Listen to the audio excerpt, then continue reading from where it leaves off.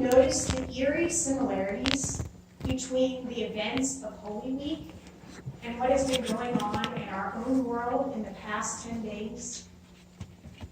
As we watch the burning of Notre Dame from an accidental fire, I recall the words that Jesus said to his disciples after they came into Jerusalem on Palm Sunday. They were coming out of the temple, and he said, "You see all these?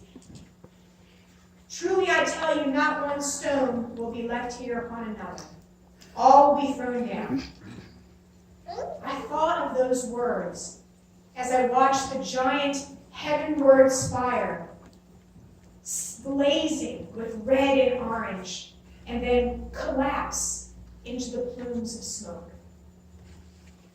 Just a few days earlier, 3 other churches were burned, but not by accident, with malevolent intent, the result of racial hatred. The historically black churches in Louisiana were deliberately torched by a white supremacist hell-bent on burning those sacred buildings to the ground. I thought of Jesus praying in the Garden of Gethsemane as the mob came with torches in the night. I thought of burning crosses and white hoods come to kill an innocent man and hang him on the lynching tree. And just this morning, we woke up to the news of 3 more churches bombed, along with hotels in Sri Lanka, a nation off of India. Close to 200 killed, hundreds wounded, sanctuaries destroyed on the high holy day of the church, for the Christian church year, Easter Sunday.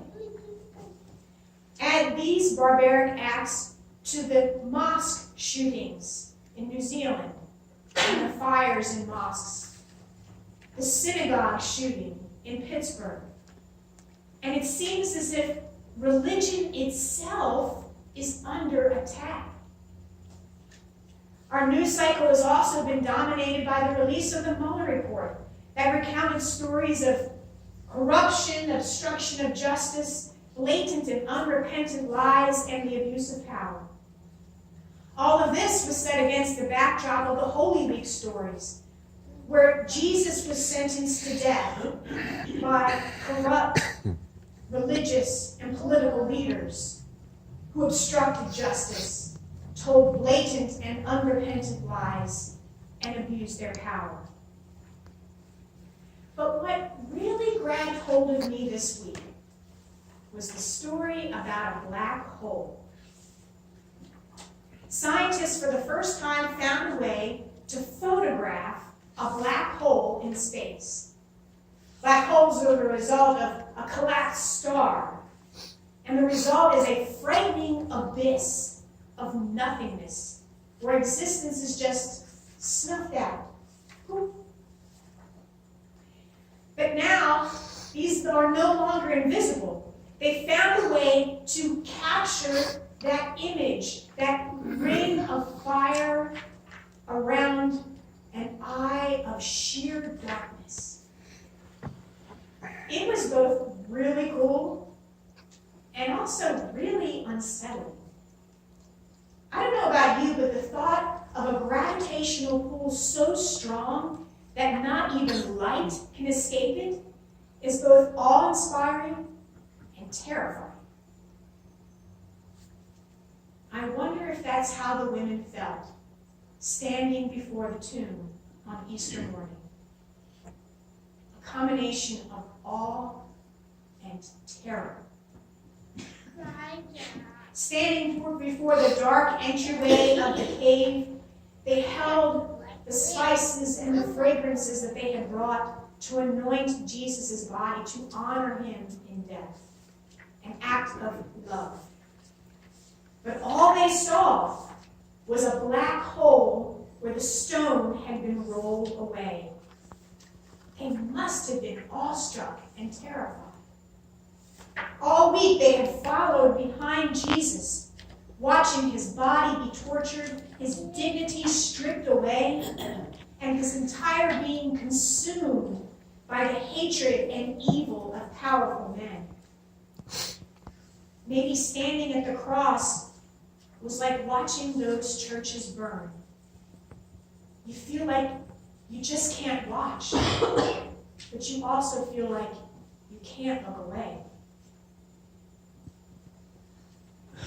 When I think of that 850-year-old church spire collapsing into flames, when I think about Black churches and communities of color consumed in flames of racism, when I think about immigrant children separated from parents and caged like animals, when I think of tens of thousands of lives cut short at the end of a gun, including children in schools and homes and worshipers in their own sanctuaries, when I think of every day that goes by that we lose another endangered species, another glacier, another coral reef, as the climate crisis marches us closer to an apocalyptic future, all of this sometimes feels like we are teetering at the edge of the abyss, where the gravitational pull of evil is so strong that not even light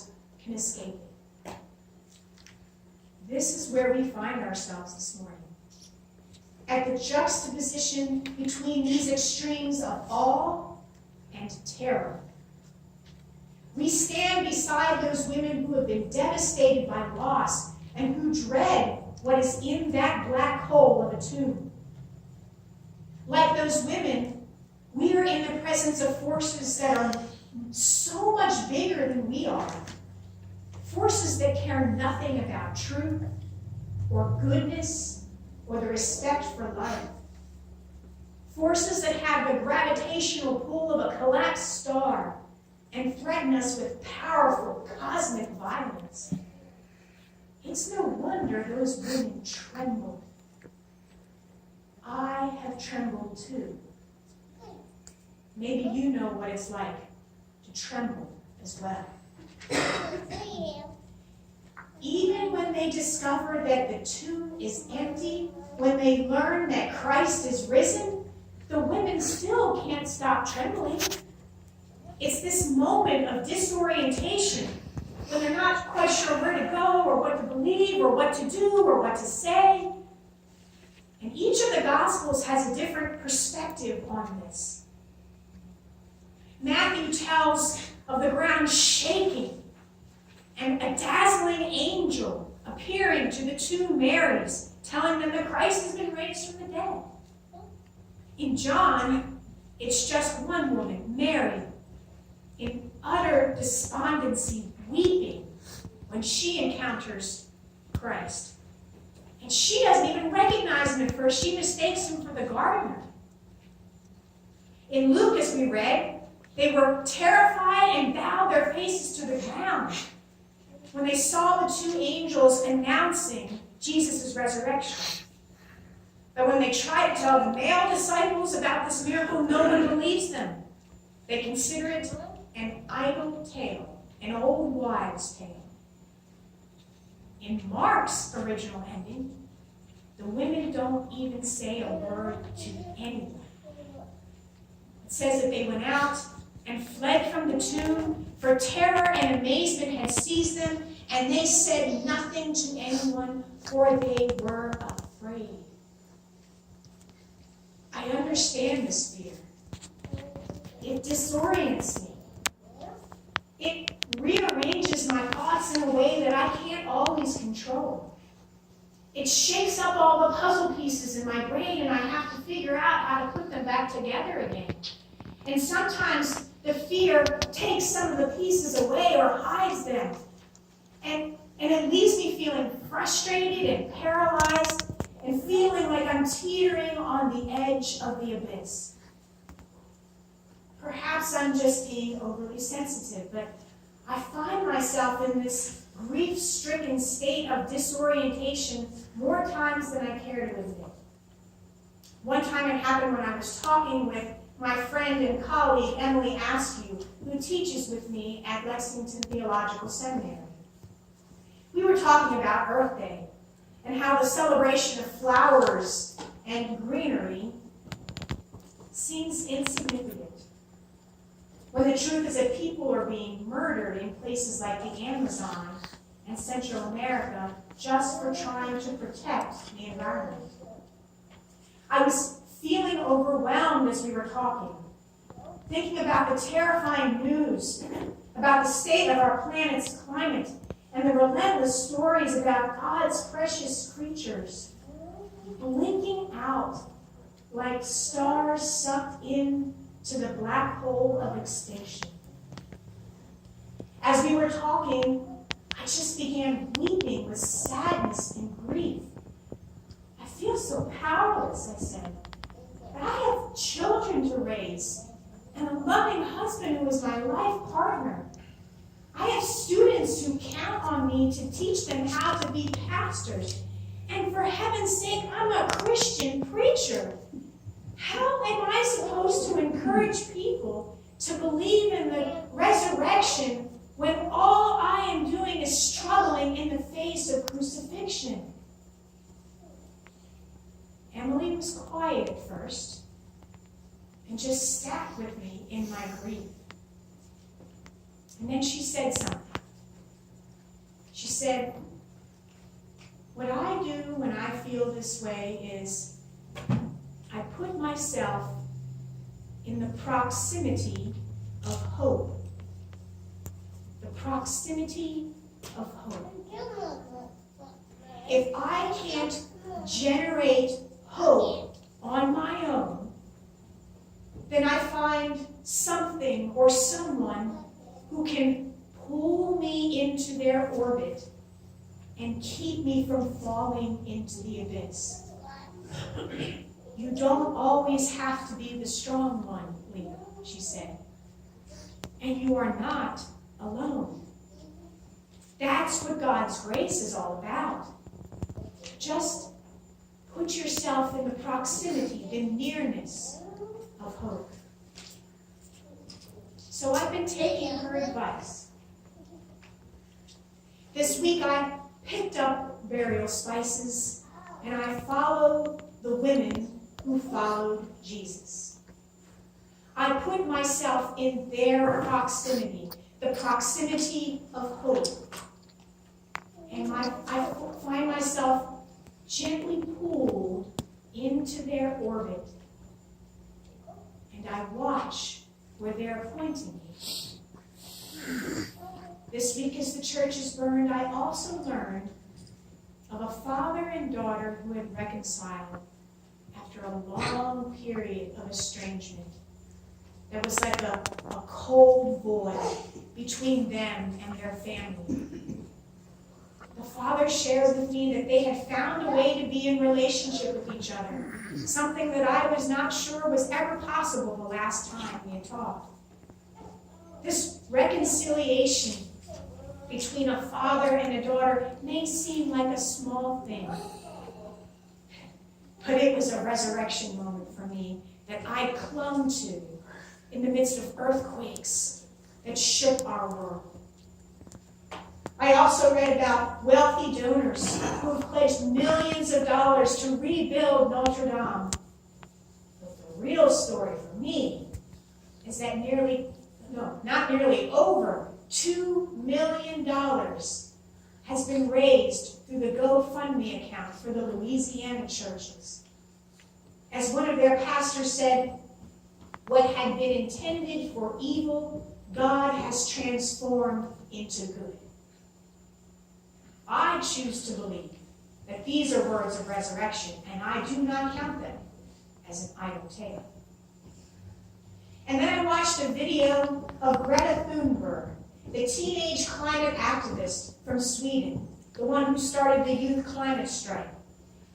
She spoke to the EU and she urged those same billionaires to use their wealth to find solutions to the climate crisis.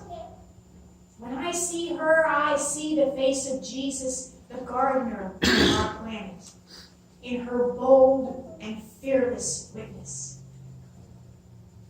Putting yourself in the proximity of hope means that when, like those women in Mark's gospel, you find yourself frozen in fear and paralyzed by depression, you can remember that it's not always up to you to solve everything, to fix everything. Retired homiletics professor John Holbrook said it this way: what Easter asks of us is to exchange our story of death and anger and hatred and division, our tale of rejected immigrants and ostracized LGBTQ siblings, and the vast disparities between rich and poor, denial of basic rights to those who are different from us, denial of the obvious erosion of our planet, exchange those for the story of the resurrection of Jesus. A tale that announces that death is not the final word, that life can be hopeful and rich and fulfilling, and that love does triumph in the end.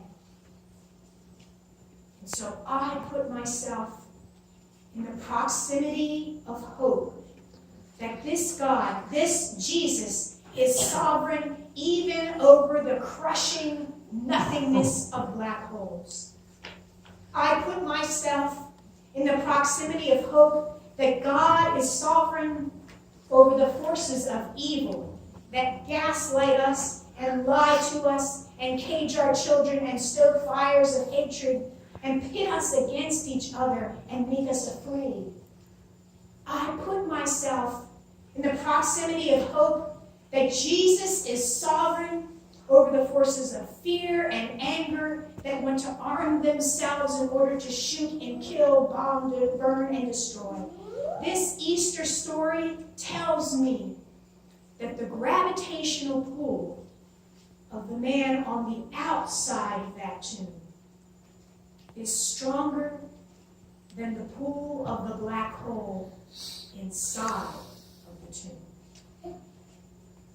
So I put myself in the proximity of hope that this same Jesus will give me and you and all of us just enough courage to stand on the edge of the abyss and shout or sing or even just whisper these words: Christ is risen.